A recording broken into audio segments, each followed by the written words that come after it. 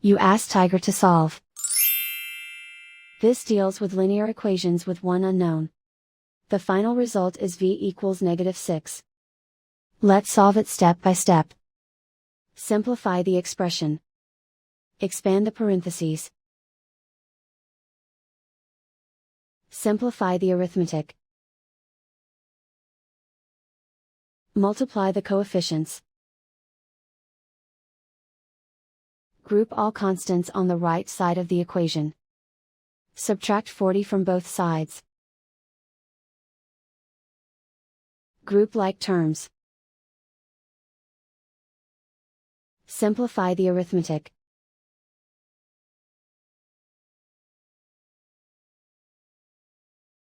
Isolate the v. Divide both sides by -10. Cancel out the negatives. Simplify the fraction.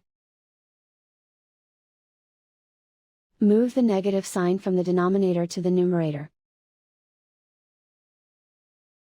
Find the greatest common factor of the numerator and denominator.